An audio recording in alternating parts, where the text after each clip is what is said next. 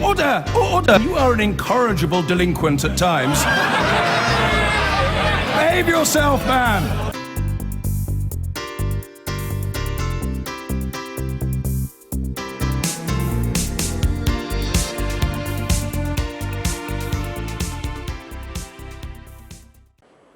Breaking news for you this morning here on Sunrise. A big development in the last few minutes in the scandal around Tory election expenses, as exposed right here on Sky News. Well, the Conservatives have this morning been fined £70,000 following an investigation by the Electoral Commission. It concluded that there were significant failures in how the Conservative Party reported campaign spending for 3 by-elections in 2014 and at the 2015 general election. The Commission also uncovered missing payments worth almost £105,000. Separately, they uncovered payments worth up to £118,000 were either not reported to the Commission or were incorrectly reported by the party. And there could be more trouble ahead for the Conservatives, with part of this investigation now referred to the Metropolitan Police. Well, let's go live to Westminster, our political correspondent Lewis Goodall. And Lewis, you've been going through this statement from the Electoral Commission. What other findings have there been, and what does this mean for the Conservative Party? Yes, I think this will really rock the Conservative Party. I mean, this investigation has been rumbling on for a year or so. You might remember David Cameron, when he was Prime Minister, said that the press were making a mountain out of a molehill. Well, actually, it's quite a big mountain and quite a big molehill. If you go through the figures, as you already mentioned, £104,765 worth of missing payments, £118,000 worth of payments which were not reported or incorrectly reported, and then a further £52,000 worth of payments for invoices or receipts that were missing. On my back of the paper calculations, that's about £275,000 worth of payments that were incorrectly reported or missing. And this isn't about anything insignificant. This is about how we fund our general elections. Effectively, the Conservative Party was spending more money than they should have done, and thus influencing in a way that is not in the character of our electoral process. Indeed, the Electoral Commission have been quite excoriating. The statement we've had just this morning from Sir John Holmes, who's chairman of the Electoral Commission, he said, "The rules established by Parliament for political parties and their finances are there to ensure transparency and accountability. Where the rules are not followed, it undermines voters' confidence in our democratic processes, which is why political parties need to take their responsibilities under the legislation seriously." And the Conservative Party is going to find itself being taken very seriously indeed. And I think attention will now go to Simon Day. Now, Simon Day was the treasurer of the Conservative Party at the time. He's now CEO of Conservative Central Office, and he is the person technically who has been referred to the Metropolitan Police under Section 83A of the Political Parties Election and Referendum Act. That's the bit of the Act that says that the treasurer of a party, when they sign off their election returns and expenses, has to do so in good faith and in knowledge that this has been done properly and accurately. Well, the Electoral Commission are saying that in their judgment that was not done, and therefore Mr. Day and the Conservative Party more generally have been referred to the Metropolitan Police, and they will take it further. OK, Lewis, a lot of numbers floating around there, but the key number that everyone's going to pick out this morning is that the Conservatives have been fined £70,000, which, considering they won a general election and a number of by-elections, that seems like a small price to pay. What's going to be the fallout from this? Are we going to see tighter controls on campaign spending? Could we even see reruns of some of these local elections? That's entirely possible.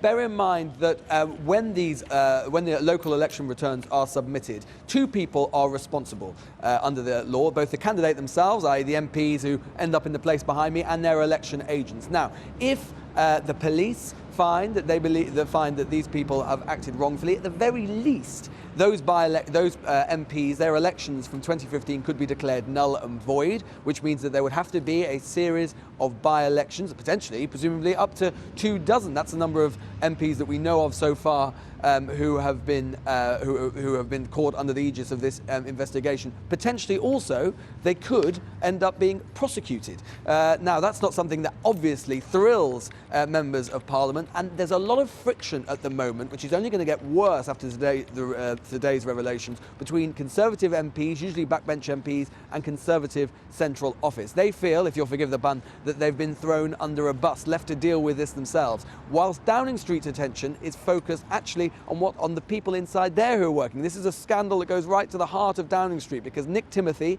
who's the Prime Minister's co-chief of staff, is heavily implicated in this, given that he was involved in the South Thanet election in 2015, trying to ensure that Nigel Farage didn't get into Parliament.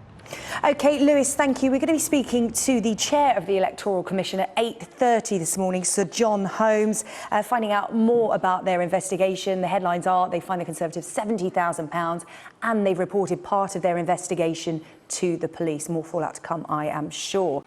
Here we go. A very good morning to you. Busy morning here on Sunrise. A big development in that scandal around Tory election expenses, as exposed here on Sky News. Our political correspondent Tamara Cohen leading the way on this story. Today, the Conservatives have ended up with a 70 grand fine following an investigation by the Electoral Commission. This has been going on for a year now, and they have finally concluded that there were significant failures in how the party reported campaign spending for 3 by-elections in 2014 and at the 2015 general election. Well, the Commission also uncovered missing payments worth almost £105,000. Separately, payments worth up to £118,000 were either not reported to the Commission or were incorrectly reported by the Conservative Party. And we understand there could be more trouble ahead, with part of this investigation now being referred to the Metropolitan Police. Well, joining us now from Westminster is Claire Bassett, the Chief Executive of the Electoral Commission. So tell us more about these missing payments, some £118,000 worth. Yes, so the party sends into us a national party spending return that reports on the campaigning activity at the parliamentary general election.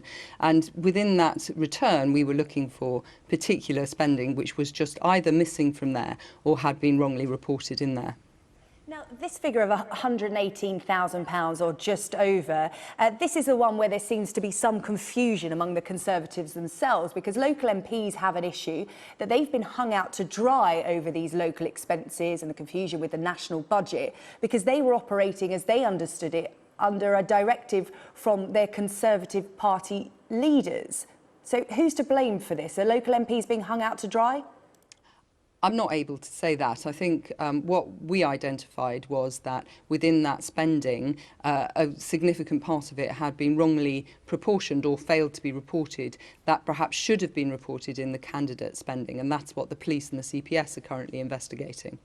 I do wonder, you've now passed part of this investigation over to the Metropolitan Police.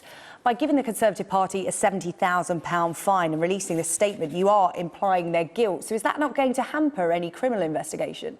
Well, no, I think you need to be very clear that our investigation was into the national spending return, and what we have found is failures in that national spending return and failures to meet the requirements there of what was reported. We have worked closely with the CPS and the police on that, but they are looking at the candidate returns, and that is separate to this. Do you feel that you received full cooperation from the Conservative Party on this? This has been quite a protracted and long drawn-out investigation, and one of the reasons for that has been that it has been difficult at times to get information from the Conservative Party, and unfortunately at one point we did have to resort to seeking a court order in order to get that. But we did ultimately get the information we needed to come to the conclusions that we have. Well, looking at the Conservative Party, who have put out a statement today, they've actually turned the tables back on the Electoral Commission and have said that there should be a review of how your processes and requirements could be clarified or improved. And I think that's unfortunate. I'm not sure what they're specifically referring to. What I would say is these requirements have been in place for 15 years. We have quite clear guidance, and we very regularly offer support and give support to parties to make sure they have systems and processes in place which allow them to meet the requirements. That didn't happen in this case, and that's very regrettable. I think there is scope for some improvement. One of the areas we'd really like to see an improvement is in the size of the fines that we're able to issue. At the moment, that's limited to just £20,000 for each offence, and we don't think that that is sufficiently high. In some ways it can be seen by parties as just a cost of doing business, which is regrettable and shouldn't be the case. And so we'd like to see our fines brought up to have some more parity with other regulators, and there is perhaps scope for some improvement, but I certainly think that these are established rules which have been in place for some time, and there is really no excuse for large established political parties not to be able to meet them. Yeah, just going through the figures that have been released, one of our political correspondents estimated the figure to be in total around £275,000 in overspend over all this confusion, I think is how the Conservatives put it. But you talk about that maximum fine you've imposed, that's £70,000. And as you put it, it could end up being the price of doing business. You know, the Conservatives did quite well. They took those by-elections and the general election to the cost of £70,000. What do you think the bigger fine should be? What would be the deterrent from parties overspending and getting away with a small fine? Well, we think that the fine should be considerably increased. The exact amount would be a matter for Parliament, as we're a parliamentary body, and that's where our rules come from. £275,000, for example? Should it be over that? It's very hard to put an absolute specific number on it, but what we're calling for is a review that brings it up in a much higher level. So if you look at other regulators, they have certainly hundreds of thousands of pounds in their thresholds of ability to apply fines. How far-reaching is this? I mean, could this be the tip of the iceberg in terms of overspending? This was brought to light by the Thanet South by-election, obviously an investigation, a police investigation underway there. You know, how much more of this could have been going on in by-elections, local elections, general elections past, all of this overspending? So we found evidence of failure to apportion the cost properly in the 2014 3 by-elections as well, where we were looking at that national spending return. We looked at those in particular because they were covered by campaign rules for other major national level elections. It's important to remember that most by-elections will actually have much higher spending limits than parliamentary elections anyway, so it's less of an issue at those. Is your investigation over, or is there more to come? This is the conclusions of our investigation into this matter, and we have ongoing investigation, with ongoing review of spending returns for all elections and for the referendum, and that work will continue. And just a final question. This is a tweet from one of our viewers, Richard White. He says, where does that £70,000 fine go? Where does all that money go? That goes back to the Treasury. OK, there you go. That is that question answered.